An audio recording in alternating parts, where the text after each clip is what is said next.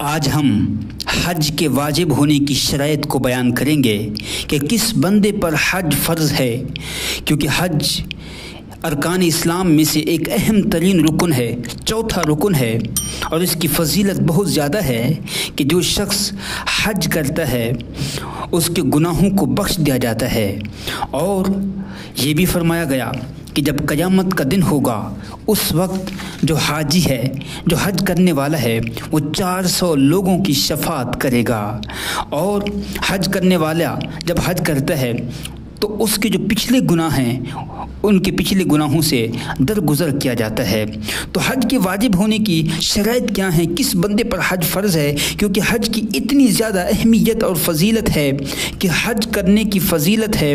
इसी तरह हज ना करने की वईदात भी बयान की गई हैं कि फरमाया गया कि जो जिस शख्स पे हज फ़र्ज़ हो और वो हज ना, तो सरकार अलैहिस्सलातु वस्सलाम ने फरमाया कि चाहे वो यहूदी होकर मरे या फिर नसरानी होकर मरे, यानी जिस पे हज फ़र्ज़ हो और वो हज ना करे तो ख़तरा है इस बात का कि उसका ख़ात्मा जो है वो ईमान पर ना हो।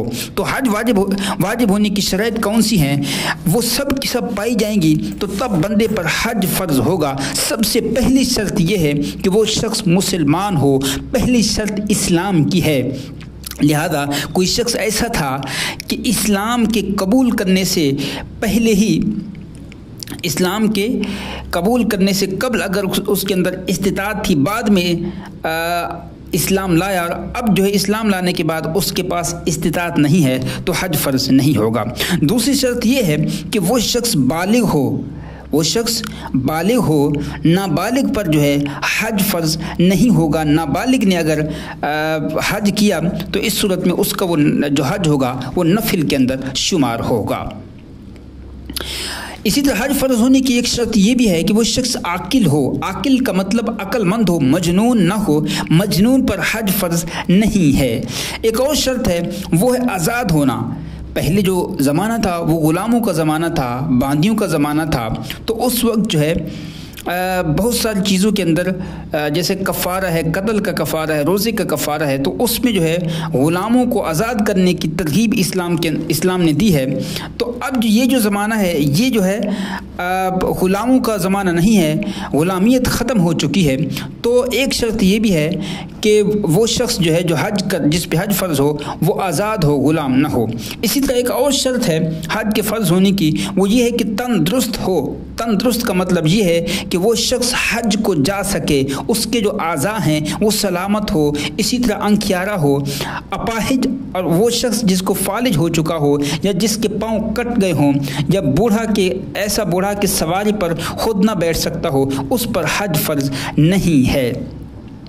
इसी तरह एक और चीज़ भी है जो कि बहुत ही मेन है कि जिस पे हज फ़र्ज़ होगा उस पर ये भी है कि वो जो सफ़र का ख़र्चा है वो उसके पास मौजूद हो, सवारी पर कादिर हो। ये जो वक्त है ये टिकट्स का है, टिकट्स के पैसे हज के पास, ये तमाम चीज़ें जो है उसके पास मौजूद हों। या फिर इसी तरह कुछ लोग ऐसे भी होते हैं कि जिनका नान नफ़का, जिनको खाना वगैरह खिलाना उन पर जो है वो उनकी कफ़ालत के अंदर होते हैं लोग। तो अगर कुछ लोग उसकी कफ़ालत के अंदर हैं, जैसे बेटे हैं, छोटे बेटे हैं, बीवी है, तो अब इस सूरत में जो लोग इसकी कफ़ालत में हैं उसका ख़र्चा भी, उसके अखराजात भी इसके पास मौजूद हों। इसी तरह जब ये हज करने के लिए जाएगा तो जहाँ पर रहेगा, तो जितने दिन वहाँ पे रहेगा तो उतने दिन का ख़र्चा भी इसके पास मौजूद हो। यानी कि हज के फ़र्ज़ होने की, हज के वाजिब होने की एक शर्त यह है कि सफ़र ख़र्च का मालिक हो और सवारी पर भी वो शख्स कादिर हो, तो उस बंदे पर हज फ़र्ज़ होगा। इसी तरह एक और शर्त है वो ये है कि वक्त यानी कि हज के महीनों में तमाम शर्त पाई जाएं। और अगर वो शख्स दूर रहने वाला हो तो जिस वक्त के लोग वहाँ जाते हों तो उस वक्त वो शराइत पाई जाएं, और अगर शराइत ऐसे वक्त में पाई जाएं कि अब नहीं पहुँचेगा तो इस सूरत में अब हज फ़र्ज़ ना होगा। तो ये तमाम शराइत वो हैं कि जिनका पाया जाना ज़रूरी है। अगर इनमें से कोई एक शर्त भी ना पाई गई तो इस सूरत में उस बंदे पर हज फ़र्ज़ नहीं होगा। तो लिहाजा पता चला कि हज की फ़र्ज़ियत के लिए ये तमाम शराइत का पाया जाना ज़रूरी है, और जिसके अंदर ये शर्त पाई जाए इसके बावजूद भी हज ना करे तो सरकार अलैहिस्सलाम फरमाते हैं कि वो शख्स जो है यहूदी होकर मरे या फिर नसरानी होकर मरे। अल्लाह रब्बुल इज़्ज़त ने कुरान मजीद फुरकान हमीद के अंदर हज की फ़र्ज़ियत को बयान किया और फरमाया वलिल्लाहि अलन्नासि हिज्जुल बैति मन इस्तताअ इलैहि सबीला वमन कफरा फ़इन्नल्लाहा गनिय्युन अनिल आलमीन। के अल्लाह रब्बुल इज़्ज़त के घर का यानी बैतुल्लाह का हज करना ये बंदों पर लाजिम करा दिया गया है जो इस्तिताअत रखते हैं।